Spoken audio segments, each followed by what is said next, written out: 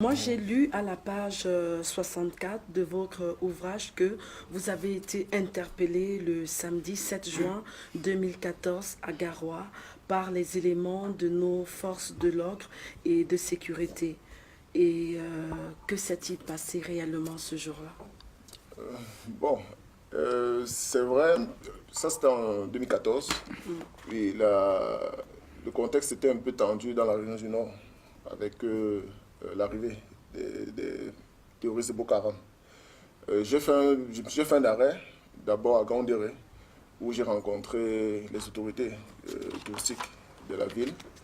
Et ils m'ont déconseillé de me rendre dans le nord, parce qu'il y avait déjà des tensions. Et ils se disaient même qu'il y avait des combats entre l'armée camerounaise et les terroristes.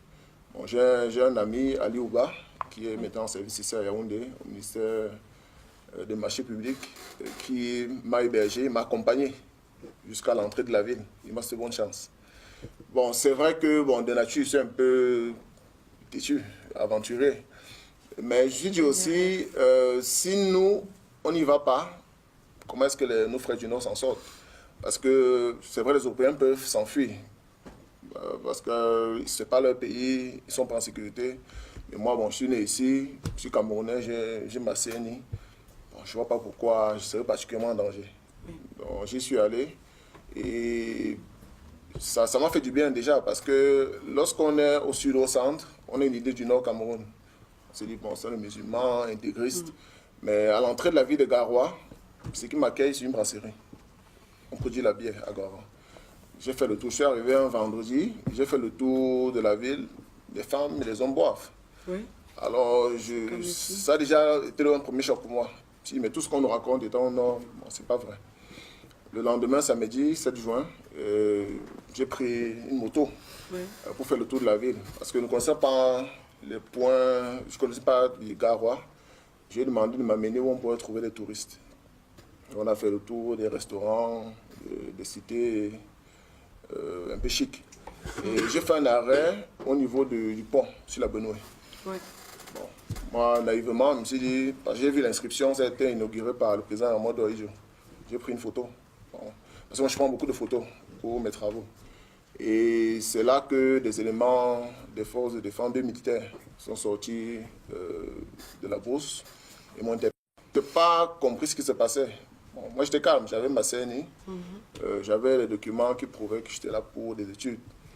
Mais apparemment, les instructions étaient d'interpeller tout élément suspect et de l'amener à la région de gendarmerie. Oui. Et c'est arrivé là-bas, bon, ils ont appelé un pick-up de la sécurité militaire qui vient me chercher. C'est là l'interrogatoire que je me suis rendu compte que c'était sérieux. Parce que l'adjoint au commandant des légions, lui est au nord, à l'extrême nord, pour mener les combats, me fait comprendre que je parais m'amuser, mais là je suis soupçonné d'appartenance au groupe terroriste Boko Haram. Bon, je lui demande pourquoi. Apparemment, 2 jours avant, ils avaient menacé de faire exploser le pont pour couper l'approvisionnement du sud vers le nord. Je lui dis, bon, je n'étais pas au courant. Il me dit, mais c'est quand même suspect. Vous savez que la zone est à risque. Vous venez quand même, vous balancez la moto. Vous n'êtes pas un Camerounais commun. Vous avez sûrement quelque chose caché. Bon, heureusement, j'avais ma machine, j'avais mon téléphone. Oui. Bon, j'ai expliqué, je suis étudiant, je viens de Londres. Bon, voilà mes références, vous pouvez check. Je suis arrivé à l'aéroport, telle date. J'ai fait le tour des ministères. Voilà le numéro des gens vont appeler. Bon, et je dois dire, contrairement à ce qu'on pense, nos militaires sont très disciplinés. Parce que lorsqu'on m'a interpellé, bon, j'ai un peu pris peur. Je me suis dit, bon, ce qu'on entend souvent, l'exécution sommaire, ou bien des mises à vue, de garde à vue. Garde à vue, Oui. oui. Non, non, ils m'ont traité très bien. Ils ont pris la peine de vous écouter. Oui, oui, calmement. Le commandant de Légion, en second, m'a reçu dans son bureau. Il m'a fait asseoir, m'a donné à boire.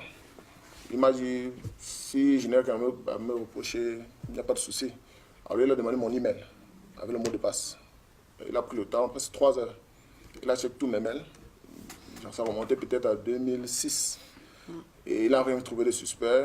Et il a appelé le responsable des services de renseignement. pour appeler d'autres contacts. On appelait mon enseignant, mon encadreur à Londres, monsieur le professeur Robin.